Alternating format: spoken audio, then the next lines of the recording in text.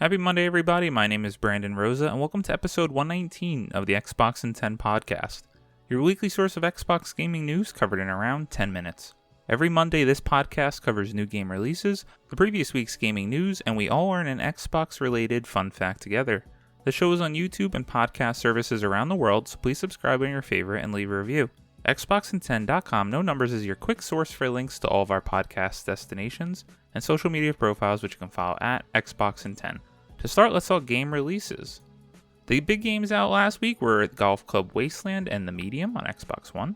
The games coming out this week include Sonic Colors Ultimate, Crown Trick, Surviving Mars Below and Beyond, Bus Simulator 21, Struggling, The Artful Escape, Toy Soldiers HD, Hindsight 2020 Wrath of the Rakshasa, Blood Rain Betrayal Fresh Bites, Boulder Dash Deluxe, Nuclear Throne, Tales of Arise, Lost in Random, Life is Strange True Colors, can't wait for that one, NBA 2K22, From Earth to Heaven, and A Day Without Me. New games for Xbox Game Pass have been announced, and they include the following. Available now, you can play on Cloud Console and PC, Surgeon Simulator 2, Signs of the Sojourner, and Craftopia. On console and PC, you can play Final Fantasy XIII. Available September 7th on console and PC, you can play Crown Trick, and on September 19th, you can play Breathridge on Cloud Console and PC, Nuclear Throne on console and PC, and The Artful Escape on console and PC. Now into last week's biggest news stories, and we have 6 to cover this week. Number 1, Microsoft has exclusive Xbox news planned for Tokyo Game Show 2021. Sean Carey at True Achievements writes, Microsoft will hold a special Xbox presentation at Tokyo Game Show 2021 later this month that will feature some, quote, exclusive news, end quote. According to the official event website, Microsoft will present a 50-minute showcase on September 30th at 5 a.m. Eastern. Microsoft isn't giving anything away about what will feature during the Xbox Tokyo Game Showcase 2021, but a blurb explaining the presentation says the company has some, quote, exclusive news and content to share, end quote. During last year's Tokyo Game Show, Microsoft announced Microsoft Flight Simulator's first world update, which focused on Japan, upgrading the digital elevation mapping across the entire country and updating photogrammetry for 6 cities. What Microsoft has planned for this year's showcase is anyone's guess, but it's more than likely it will be geared towards the Japanese market. Square Enix will also be holding a new Square Enix Presents livestream on October 1st, and other companies such as Capcom, Bandai Namco, 505 Games, and Konami will also be holding live streams. This is a little surprising to see Microsoft making another splash at Tokyo Game Show, considering the Xbox is absolutely tanked in that market. Phil Spencer has been outspoken about wanting to make a bigger splash there, so hopefully this is a step in the right direction again, coming back at 2021, and hopefully so they have some big news to share. Number 2, Halo Infinite, why the campaign wasn't shown during Gamescom. Wesley LeBlanc at IGN writes, Halo Infinite received quite the spotlight during Gamescom's One Night Live showcase, including the reveal of the game's December 8th release date, but more of the game's campaign wasn't shown. Fans were disappointed when Halo Infinite's campaign failed to make an appearance during Gamescom, citing concerns they have considering the game's release is just a couple of months away, and the last time the campaign was shown in a big capacity was over a year ago.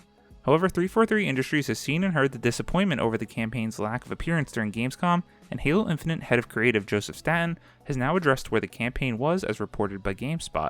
Quote, we're at a critical phase in the flight that is Halo Infinite, so it's extremely important to avoid distractions and stay focused on mission-critical tasks only, end quote, Staten wrote in the latest Inside Infinite news post.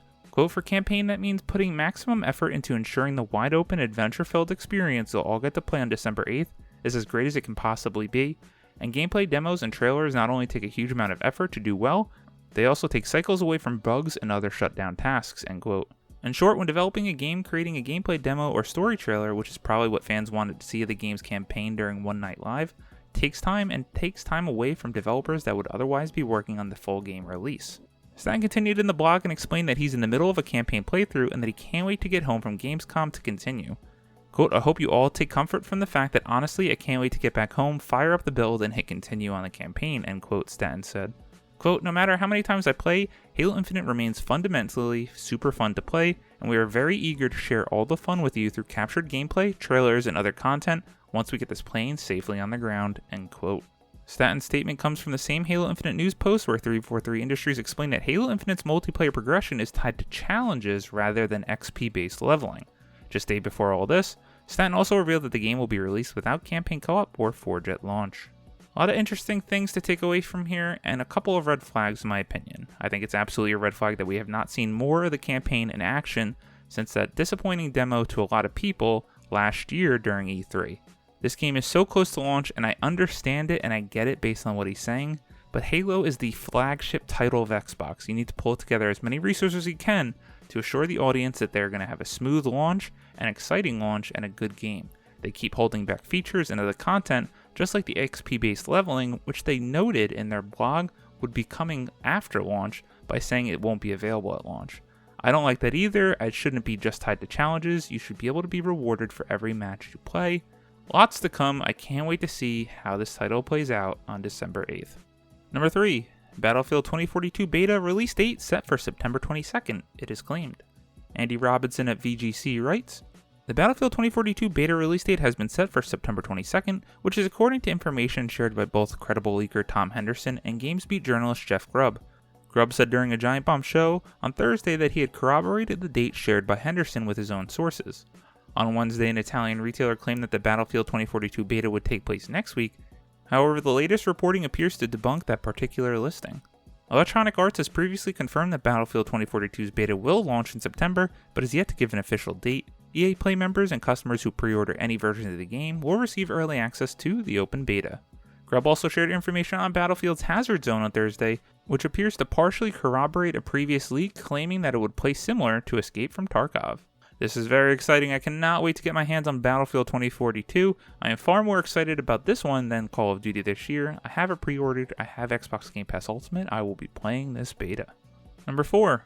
Gotham Knights Suicide Squad to re-emerge at DC Fandom. Tom Phillips at Eurogamer writes, "The long-awaited Gotham Knights and Suicide Squad Kill the Justice League will get a fresh airing at DC Fandom 2021 to be held on October 16th, 2021. We'll also get details on Fortnite's next DC Comics crossover, following its previous and very popular Batman Fortnite 0-point mini-series. Suicide Squad Kill the Justice League is the next game from Rocksteady, developer of the main Batman Arkham trilogy, and a continuation of the studio's Arkhamverse. You play as a roster of characters including Harley Quinn, Deadshot, King Shark, and Captain Boomerang. It's in development for PC, PS5, and Xbox Series X and S only. Gotham Knights, meanwhile, is the upcoming game from Batman Arkham Origins, studio Warner Bros. Games Montreal. This is due first sometime in 2022 and will still be a cross-gen game on consoles and PC. Separate from the Arkhamverse, Gotham Knights will deliver an open world playable both solo and cooperatively as Batgirl, Nightwing, Red Hood, and Robin following the supposed death of Bruce Wayne. Over in Fortnite land, Batman is due to cross over once again with the Battle Royale's lore. A one-shot comic, which early listings have revealed to be titled Batman Fortnite Foundation, looks set to reveal more about the pivotal character apparently voiced by Dwayne "The Rock" Johnson. This is very exciting. Gotham Knights is something that has really piqued my interest, and I've never played an Arkham game. It's one of my biggest piles of shame in the video game backlog, and I'm very intrigued by Suicide Squad Kill the Justice League. Rocksteady is obviously renowned as one of the best video game developers out there, and the trailer did get me. Can't wait. Number 5. Brendan PlayerUnknown Green leaves PUBG Corp, creates new independent studio. Matt Kim at IGN writes, "Brandon Green, aka PlayerUnknown, and the creator of PlayerUnknown's Battlegrounds, has announced the formation of a new independent game studio in Amsterdam, Netherlands. Green was originally a modder whose experiments with the Battle Royale genre eventually led to the creation of PlayerUnknown's Battlegrounds. He was later hired by Bluehole to continue developing the game under the newly formed PUBG Studios. Following the success of PUBG, Bluehole renamed itself Krafton, and in 2019 Green announced he was stepping away from PUBG to work on experimental projects with a small team in Amsterdam. However, Green is now leaving the company altogether to form his own independent studio, though Krafton will hold a minority stake in Green's new company. Well, I'm so very grateful to everyone at PUBG and Krafton for taking a chance on me, and for the opportunities they afforded me over the past 4 years. Today I'm excited to take the next step on my journey to create the kind of experience I've envisioned for years," end quote, Green says in a statement. Green's new studio hasn't revealed its name or what it's working on, but in 2019 Green said he's done with the Battle Royale genre. I put this on this week as PlayerUnknown, or Brandon Green, is one of the most famous people of the last decade. His work creating PUBG, whether you like the game or not, really kicked off the Battle Royale genre and led to Fortnite and the biggest game in the world. I personally have come to hate PUBG even though I was all over it and so excited for it to come to Xbox.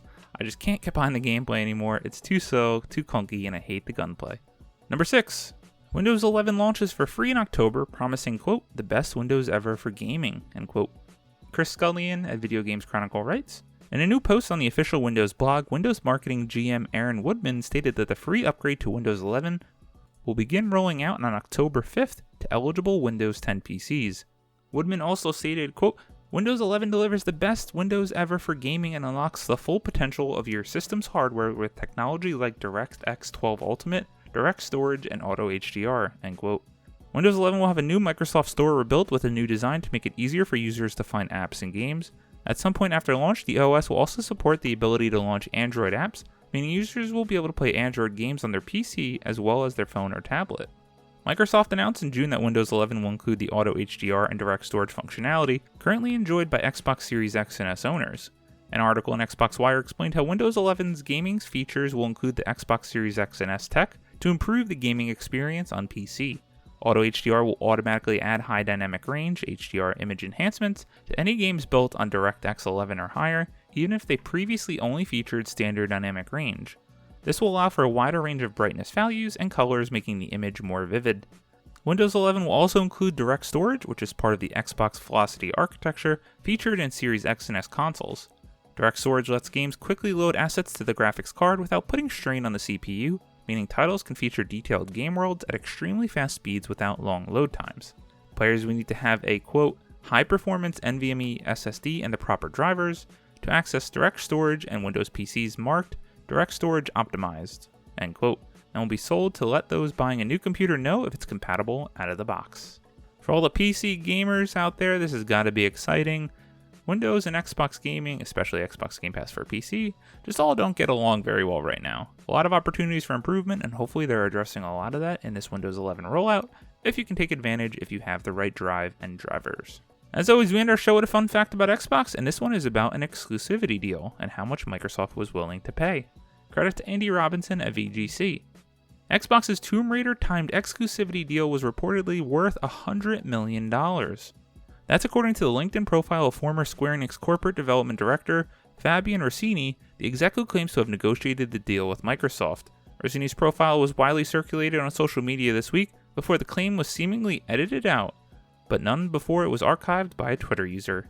If accurate, the figure offers a rare glimpse into the actual cost of platform exclusivity deals. However, it's likely that the figure mentioned by Rossini includes other elements beyond the straight deal price, such as marketing commitments or advance on profits.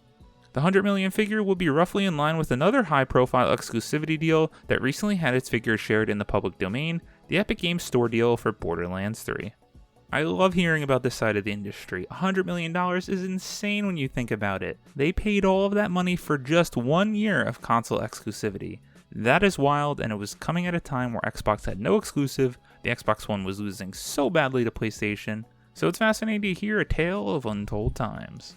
Thank you all for listening to the Xbox in 10 podcast, your weekly source of Xbox gaming news covered in around 10 minutes. If you like the show, please subscribe on your favorite podcast service, share it with your friends, and leave a review.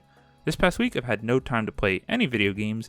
I need to finish Psychonauts 1 so I can start Psychonauts 2, but at this point, I guess I'm going to have to hold off on Psychonauts 2 until I play Life is Strange True Colors because I absolutely love the Life is Strange franchise. My name is Brandon Rosa. You can follow me on Xbox at Brosa93. Hope you all have a great week. Nice Labor Day, stay safe, and keep on gaming.